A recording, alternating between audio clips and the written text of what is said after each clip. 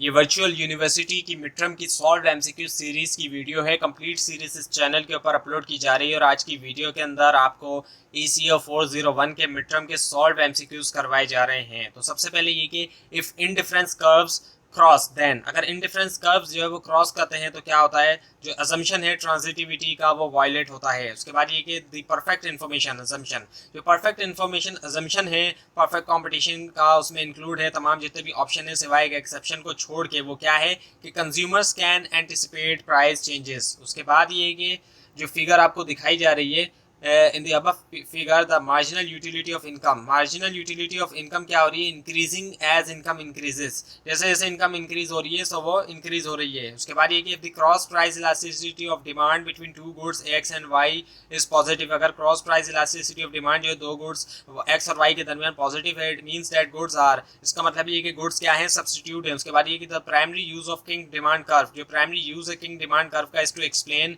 Price rigidity इन, वो क्या है, एक्सप्लेन करना प्राइस रिगिडिटी किसके अंदर, ओलिगोपली के अंदर। उसके बाद ये कि टेनिस प्रो चार्जेस, एक टेनिस प्रो जो है वो चार्ज करता है $15 पर आवर टेनिस लेसन के लिए, चिल्ड्रन के लिए, और $30 जो है वो टेनिस लेसन जो एडल्ट के लिए। टेनिस प्रो जो है वो प्रैक्टिस कर रहा है क्या, थर्ड डिग्री प्राइस डिस्क्रिमिनेशन। उसके बाद ये कि मार्जिनल प्रॉफिट जो है वो इक्वल होता है किसके, मार्जिनल रेवेन्यू में से जब हम मार्जिनल कॉस्ट को माइनस करते हैं। उसके बाद ये कि इफ करंट का output is less than the profit maximising output, अगर करंट आउटपुट जो है वो प्रॉफिट मैक्सिमाइजिंग आउटपुट से कम है, then which of the following must be true, इनमें से कौन सा ट्रू होना चाहिए, वो है मार्जिनल रेवेन्यू जो है वो is greater than marginal cost. और उसके बाद ये कि the rate at which a firm can substitute capital for labour, rate जिसके ऊपर एक फर्म सब्स्टिट्यूट कर सकती है कैपिटल जो है लेबर के लिए और होल्ड करती है आउटपुट को कांस्टेंट, इनका आउटपुट रहता है कांस्टेंट, सो वो क्या है, marginal rate of factor substitution. उसके बाद ये कि किसी भी पॉइंट के ऊपर, गिवन पॉइंट के ऊपर, इंडिफरेंस कर्व के ऊपर एब्सोल्यूट वैल्यू जो है स्लोप की बराबर होती है किसके, मार्जिनल रेट ऑफ सब्स्टिट्यूशन। उसके बाद ये कि utility model of consumer demand के मुताबिक law of diminishing marginal utility indicate करती है कि जो डिमांड कर्व है वो क्या है, डाउनवर्ड स्लोपिंग है, नीचे जा रहा है। उसके बाद ये कि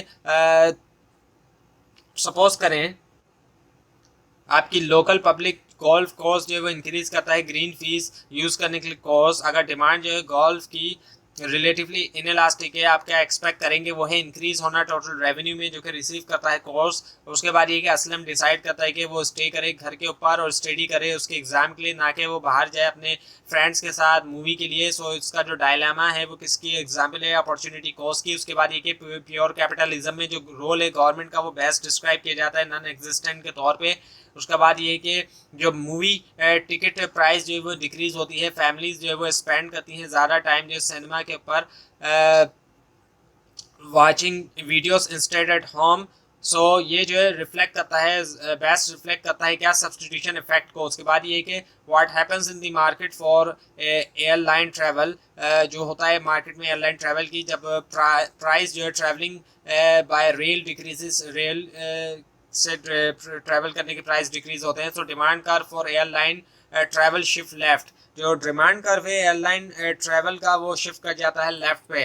उसके बाद ये है कि इनमें से कौन सा स्टेटमेंट बेस्ट डिस्क्राइब करता है increasing return to scale, increasing return to scale को कौन सा स्टेटमेंट बेहतर तौर पे डिस्क्राइब कर रहा है, वो ये कि इंक्रीज होना आउटपुट बाय 1/4, उससे क्या होता है, इंक्रीज होता है, sorry increase in input, input हो रहा है 1/4 इंक्रीज, जबकि आउटपुट इंक्रीज हो रहा है 1/3।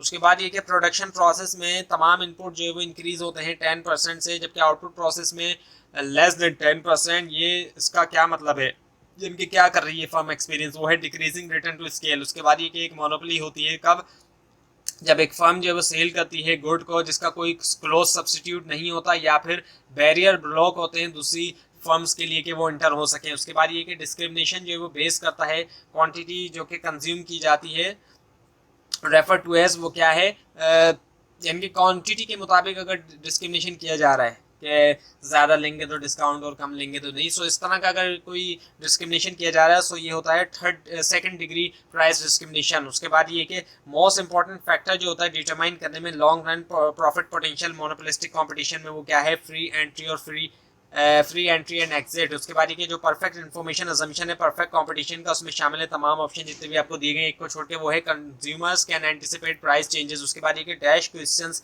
have to do with explanation and prediction, dash questions have to do with what ought to be। इसका जवाब है positive. Positive questions have to do with explanation, explanation के बारे में है पॉजिटिव क्वेश्चंस और प्रिडिक्शन, जबकि नॉर्मेटिव क्वेश्चंस जो है वो उसके साथ है कि व्हाट ऑट टू बी या फिर व्हाट शुड बी हम कहें। अगर उसके बाद ये कि अगर कंज्यूमर इनकम जो है वो इंक्रीज होती है, डिमांड जो है प्रोडक्ट वाई की वो क्या होगी, शिफ्ट होगी टू दी राइट, अगर वाई जो है नॉर्मल गुड है। उसके बाद ये कि because of unusually warm weather, unusually warm weather की वजह से सप्लाई जो है स्ट्रॉबेरीज की वो सब्सटेंशियली इंक्रीज होती है। और ये स्टेटमेंट इंडिकेट करता है क्या, क्वान्टिटी जो है स्ट्रॉबेरीज की वो अवेलेबल होगी वेरियस प्राइस पे, various price as increase.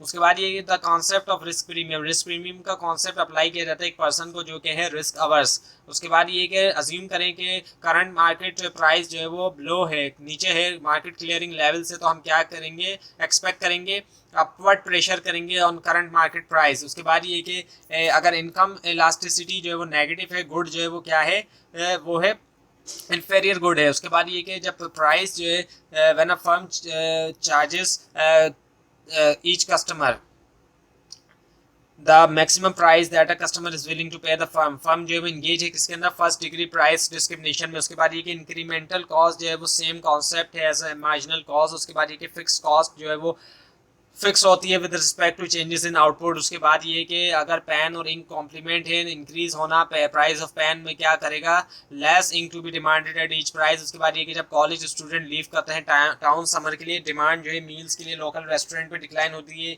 This result in, इससे क्या है रिजल्ट, एक डिक्रीज होना इक्विलिब्रियम प्राइस में और क्वांटिटी ऑफ मील में। उसके बाद ये कि एक इंक्रीज होना सप्लाई में शो किया जाता है किसके जरिए, सप्लाई कर्व शिफ्ट होता है राइट की तरफ। उसके बाद ये कि इनमें से कौन सी जो है वो टर्म है जो कि इकोनॉमिस्ट यूज करते हैं डिस्क्राइब करने के लिए कि कितने कंज्यूमर जो है वो कैसे कंज्यूमर रैंक करते हैं डिफरेंट गुड्स और सर्विसेज को, वो है यूटिलिटी। उसके बाद ये कि utility model of consumer demand के मुताबिक law of diminishing marginal utility indicate करता है कि डिमांड का जो है वो है डाउनवर्ड स्लोपिंग। उसके बाद ये कि नॉर्मल गुड को जो है वो डिफाइन किया जा सकता है एक ऐसा जो कि कंज्यूमर का परचेज करते हैं more of as income increases, जैसे जैसे इनकम इंक्रीज होती है। उसके बाद ये कि लार्जेस्ट अमाउंट जो है आउटपुट का जो कि एक फर्म प्रोड्यूस कर सकती है गिवन कॉम्बिनेशन ऑफ इनपुट के साथ, उसको डिटरमाइन किया जाता है प्रोडक्शन फंक्शन से। उसके बाद ये कि एक फर्म जो कि मैक्सिमाइज करती है प्रॉफिट बाय ऑपरेट करते हुए at a level of output जहां पर मार्जिनल रेवेन्यू बराबर होता है मार्जिनल कॉस्ट के। उसके बाद ये कि रेवेन्यू इज इक्वल होता है प्राइस टाइम्स क्वांटिटी के। उसके बाद ये कि एक फर्म जो है वो नेवर ऑपरेट्स, कभी भी ऑपरेट नहीं करती कहां पर, on the downward sloping curve portion of its average variable cost curve. उसके बाद ये कि जब एक फर्म चार्ज करती है हर कस्टमर से मैक्सिमम प्राइस जो कि कस्टमर विलिंग टू पे है, फर्म जो है एंगेज है कहाँ पर, फर्स्ट डिग्री प्राइस डिस्क्रिमिनेशन के अंदर। उसके बाद ये कि what happens to incumbent firms demand curve in monopolistic competition as new firm interest, का जवाब है इट शिफ्ट्स लेफ्टवर्ड। उसके बाद ये कि अगर इनकम इलास्टिसिटी नेगेटिव है, गुड क्या है, इन्फीरियर गुड है। तो ये थी आज की वीडियो। आपको अगर इस बार में कोई क्वेश्चन है, खासतौर पे इसमें कोई मिस्टेक दिखाई दे, जरूर हाईलाइट कीजिए और इस पूरी सीरीज को देखने के लिए इस चैनल को सब्सक्राइब कीजिए, बेल आइकन के ऊपर क्लिक कीजिए। Thanks for watching this video and best of luck for your exams.